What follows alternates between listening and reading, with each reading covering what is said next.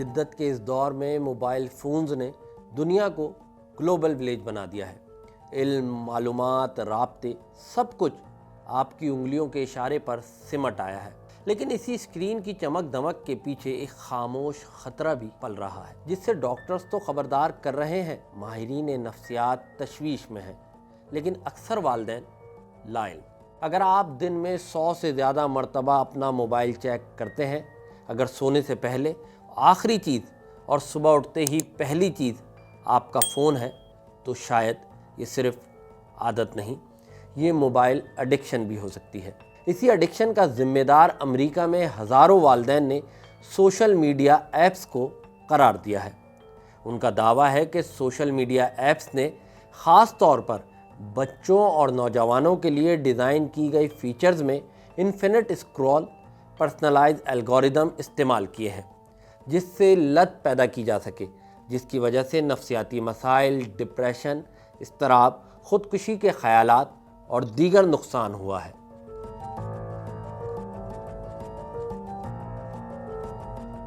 ये केस तो अमरीकी अदालत में इस वक्त ज़ेर समाअत है, लेकिन हम ज़रा उन वालिदैन के दावों को परखते हैं और डॉक्टर से ये जानते हैं ये बात कितनी हद तक दुरुस्त है, और सबसे अहम बात, इससे बचा कैसे जा सकता है। वालदा काम में मसरूफ़ है, बच्चा रो रहा है और उसको चुप कराने के लिए वालिदा ने मोबाइल स्क्रीन पर कार्टून या पोयम लगाकर उसके हाथ में मोबाइल फ़ोन थमा दिया। बच्चा तो खामोश हो गया, लेकिन असल कहानी यहीं से शुरू होती है। जब 3 साल की उम्र तक बच्चा सब कुछ समझता है मगर बोलता नहीं, वालिदैन परेशान हुए और डॉक्टर्स के पास पहुँचे तो पता चला उनका बच्चा स्पीच डिले का शिकार है। हमारे पास मुश्किल से कोई ना 5-6 केसेस होते थे बट अगर हम ऐसे देखें आजकल बहुत ज़्यादा इंक्रीज़ हो गई है। जैसे अगर मैं आज सुबह से अब तक की बात करूँ, मैंने आज अब तक जितने पेशेंट न्यू देखे वो सारे स्पीच डिले के मसले के साथ ही आए हैं कि हमारा बच्चा इतनी सर्टेन एज का हो गया बट देन वो अब तक कम्युनिकेट नहीं कर। 8 साल का बच्चा आता है हमारे पास एंड वो अभी तक स्क्रीन में बहुत ज़्यादा इन्वॉल्व है और स्क्रीन कंसिस्टेंटली देख रहा है और उसकी थेरेपीज़ नहीं हुई हैं। सो उसमें बहुत सारे बच्चों की सिर्फ स्पीच लैंग्वेज डेवलपमेंट में मसला नहीं आता, उनकी सेंसरी इशूज़ में भी बहुत मसला आता है। रेशियो इस लिहाज से बहुत बढ़ता जा रहा है कि बच्चे जिस कंप्लेंट के साथ आ रहे हैं उसमें hyper activity, low attention and concentration, violence behaviour और extreme abusive language delay. Sensory issues basically होते ये हैं कि जिसमें जब बच्चा मोबाइल देख रहा होता है तो उसको नहीं पता है कि उसके मुंह में क्या चीज़ जा रही है, क्या खाने में जा रहा है, सही है। और अगर हम स्क्रीन रिमूव करके उनको खाना देते हैं तो उनको होता है कि ये क्या चीज़ है। सो पिकी ईटिंग हो जाती है बहुत ज़्यादा, सेलेक्टिवली एक ही चीज़ खाना। जैसे फॉर सपोज अगर हमने आज नगेट खाया और हमने नगेट को देखा है तो हम नगेट ही खाएंगे। अब नेक्स्ट टाइम अगर मुझे स्क्रीन के थ्रू खाना दिया जाएगा तो मैं चावल भी खा लूँगा।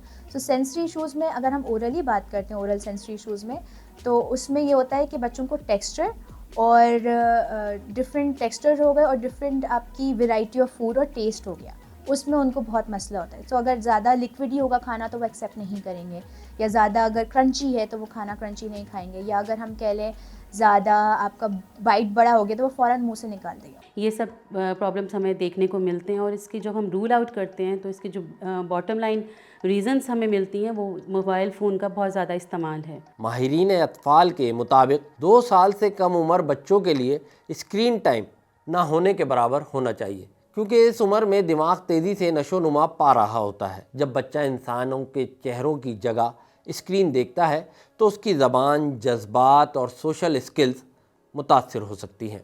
एक बच्चा आया था मेरे पास जो कि आई थिंक 6.5 ईयर्स का था। वो एक सिर्फ असेसमेंट के लिए आए हुए थे हमारे पास एंड उसका ये था कि उसका स्पीच डिले था एक तो, एंड दूसरा उसके साथ उसके सेंसरी इश्यूज़ भी बहुत ज़्यादा थे और बिहेवियर इश्यूज़ भी थे, जो कि बिहेवियर इश्यूज़ मेनली इस वजह से थे कि वो कम्युनिकेट नहीं कर पा रहा था अपनी बात, कि उसको मैं ना अपनी ज़रूरत नहीं बता पा रहा था।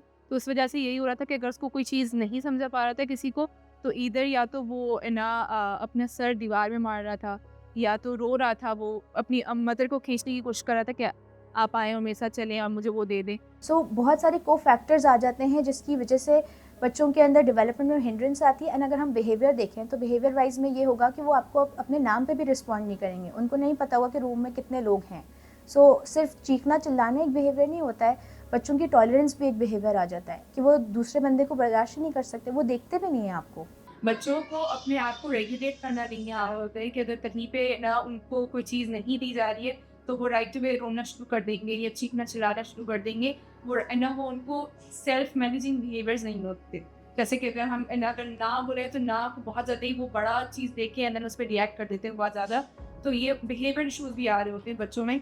एंड प्लस बच्चों सोशली एक्सेप्टेबल नहीं रहते हैं, मतलब सोशली कम्युनिकेशन स्किल्स में उनके बहुत गैप आ जाता है कि एक बच्चा जो इन्वायरमेंट में बाहर जाता है, यूज्ड टू होता है लोगों के देखना, स्माइल पास करना, शेक हैंड करना, तो उन सब चीज़ों में बहुत हिंड्रेंस आ जाती है क्योंकि बच्चे को फिर एक डब्बे में रहने की आदत होती है।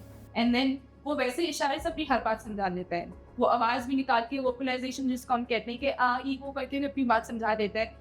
बट देन जहाँ बात आई कि उसको बोल के बात करनी है या कम्युनिकेट करना है तो वो यही हो रहता है कि ना वो इशारे करके वो समझा देगा एंड देन अगर ना दो तो फिर उसको फ्रस्ट्रेशन होती है कि मैं कुछ बात बता नहीं पा रहा हूँ, तो या तो रो देगा या ज़मीन पे गिर के वो टैट्रम थ्रो करेगा। तो ये वाली चीज़ें बहुत ज़्यादा देखी जाए। जब हम लोग प्लेग्राउंड में बच्चे वगैरह खेलते हैं तो उससे आपकी फाइन मोटर स्किल्स होते हैं, ग्रॉस मोटर स्किल्स होते हैं। सो फाइन आपकी फिंगर टिप होती है, पेंसिल होल्डिंग वगैरह, एंड ग्रॉस आपकी किकिंग हो गई, थ्रोइंग हो गई, जंपिंग हो गई। सो ये वाले स्किल्स की डेवलपमेंट में हिंड्रेंस आते हैं। जब डेवलपमेंटल ही माइलस्टोन आपका मतलब चलना फिरना वॉक करना डिले हो जाता है तो उससे फिर आपकी स्पीच लैंग्वेज डेवलपमेंट भी डिले होती है। तो उससे ये होता है कि बच्चे यूजुअली सेल्फ इमर्जिंग बिहेवियर्स में होते हैं कि वो अपनी दुनिया में ही मुस्टिक खोए हुए होते हैं। जो अपना नाम नहीं पहचानता है, उसको पता ही नहीं होता कि आसपास में लोग कितने हैं, उसको खाने का नहीं एहसास रहता कि खाना खाना है, हमें भूख लग रही है या खाने में हमें क्या चीज़ खाना है, और सिर्फ वो स्क्रीन पे लगे हुए होते हैं। और बेसिकली जब मैं और आप बात करें तो हम 2 वे कम्युनिकेशन डेवलप करें ना, हम दोनों बात करें।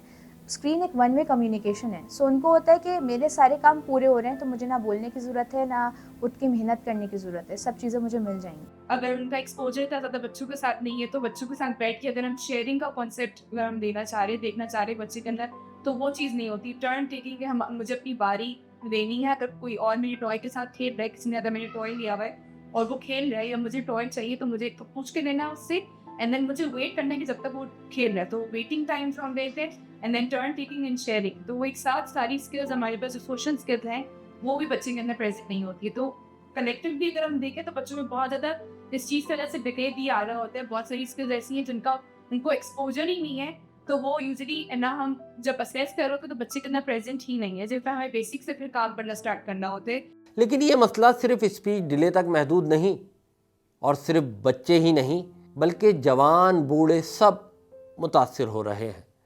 कोई घंटों गेम्स खेलकर, तो कोई सोशल मीडिया ऐप्स पर स्क्रॉलिंग करते, तो कोई नोटिफिकेशन बेल पर मोबाइल देखता रहता है। लेकिन अब अपने बच्चों को रोकना जो है ना वो बहुत मुश्किल काम हो गया है। तो जब वो इस तरह के गेम्स खेलेंगे, दिमाग में हर वक्त जो है वो एक ही चीज़ चल रही होगी, यानी हर वक्त दिमाग में एक मूवमेंट चल रही है कि मुझे ये करना है, मुझे वो करना है, या मुझे उसको हिट करना है, तो वही बिहेवियर में भी शो होगा। क्योंकि जाहिर सी बात है हमारा बिहेवियर वही होता है जो हम दिमाग में सोच रहे होते हैं। तो बच्चों के लिहाज से तो बच्चों इस चीज़ को बहुत बैडली अफेक्टेड हो रहे हैं। दरअसल ये मुसलसल नोटिफिकेशन दिमाग को रिवॉर्ड सिस्टम का आदी बना देते हैं। हर लाइक, हर मैसेज इंसानी दिमाग में डोपामीन का एक छोटा सा झटका लगाता है। स्मॉल डोपामीन हिट ये है क्या? तो चले आसान करके समझते हैं। स्मॉल डोपामीन हिट दिमाग का एक ऐसा न्यूरोट्रांसमीटर है जो खुशी और इनाम से जुड़ा होता है। आसान लफ्ज़ों में, जब आपको कोई छोटी सी खुशी, इनाम या दिलचस्प चीज़ मिलती है तो दिमाग में एक केमिकल खारिज होता है जिसे डोपामीन कहते हैं, जो आपको अच्छा महसूस कराता है।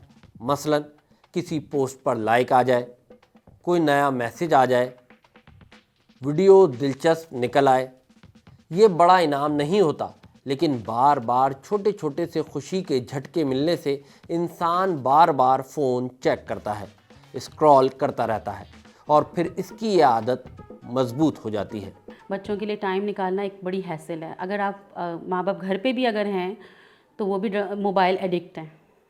आप देखें कि फ़ादर घर पे आते हैं, मैं बहुत सुनती हूँ इस तरह के केसेस कि फ़ादर घर पे आते हैं और आके मोबाइल पे लग जाते हैं। ठीक है, माँ का अपना सोशल मीडिया अकाउंट है और वो सारा दिन बैठ के स्क्रॉल कर रही हैं। जैसे फारिग होती हूँ कहती हैं मेरा ये मी टाइम है, मैं थोड़ा सा अपने आप को रिलैक्स करने के लिए देख रही हूँ। लेकिन सवाल ये है कि इसका हल क्या है? ज़ाहिर है हम ख़त्म नहीं कर सकते। आजकल आप देखते होंगे कि पढ़ाई भी ज़्यादातर बच्चे उसी पे ही कर रहे होते हैं। आप आवर्स डिफ़ाइन कर सकते हैं कि इतने आवर्स के लिए आप जो है वो मोबाइल फ़ोन इस्तेमाल कर सकते हैं। अभी रिसेंटली ज़ियाउद्दीन में ही हमने हमारे बीएस के बच्चों ने एक रिसर्च की है जो कि स्क्रीन टाइम के ऊपर है, और उसमें यही है कि कितने आवर्स अगर बच्चे स्क्रीन टाइम यूज़ करते हैं तो उनके बिहेवियर पे वो इफ़ेक्ट करती है। यानी एग्रेशन के ऊपर था कि माइल्ड एग्रेशन डेवलप होता है या मॉडरेट एग्रेशन डेवलप होता है। ये सीवियर है, मॉडरेट लेवल 4 से 6 घंटे है, ठीक है। जो लेस है वो 1 से 2 घंटे है, ठीक है। उसमें भी एंगर आता है, ऐसा नहीं है कि उसमें भी एंगर नहीं आता, लेकिन वो मैनेजेबल है। इंटरेक्शन बढ़ाएं लोगों से ज़्यादा हैं। दूसरा ये कि पेरेंट्स रीड बच्चों के साथ करें, बुक्स रीडिंग करें।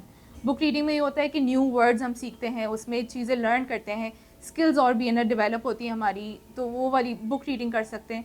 दूसरा ये कि ना प्ले ग्राउंड का एक्सपोजर ज़्यादा दें। ऐसे कंटेंट पे ज़्यादा टाइम स्पेंड करते हैं, जैसे वॉयलेंस बेस्ड गेम्स खेलना या ऐसे प्रोग्राम्स देखना, जैसे आजकल कोरियन ड्रामों का बहुत रिवाज है। बहुत एग्रेसिव किस्म की चीज़ें दिखा रहे थे, ब्लड इस तरह का, और मतलब बहुत ऐसा कंटेंट था जो मतलब मुझे लगता है कि वो मेरी भी मेंटल हेल्थ को डिस्टर्ब कर रहा था। और फिज़िकल एक्टिविटी बहुत ज़रूरी है, बहुत ज़रूरी है, क्योंकि और वैसे भी सबके लिए ही मैं कहती हूँ कि दिन में आधा घंटा निकालना बहुत ज़रूरी है कि अगर हम बाहर जाएं, थोड़ा सा रिलैक्स हों, दौड़ें, भागें, तो उससे हमारी अपनी फ़िज़िकल हेल्थ भी अच्छी रहती है और डेफिनेटली मेंटल हेल्थ भी उससे अच्छी रहती है। इसके अलावा माहिरीन चंद आसान मगर मौसर इक़दामात तजवीज़ करते हैं। घर में नो मोबाइल जोन बनाया जाए, ख़ास तौर पर डाइनिंग टेबल और बेडरूम में। बच्चों के लिए स्क्रीन टाइम महदूद करें और ख़ुद मिसाल बने। सोने से कम 1 घंटा पहले मोबाइल का इस्तेमाल बंद कर दें। हफ्ते में 1 दिन डिजिटल डिटॉक्स डे रखें। याद रखें, मोबाइल दुश्मन नहीं, लेकिन इसका बेकाबू इस्तेमाल खामोशी से हमारी ज़िंदगियों को बदल रहा है।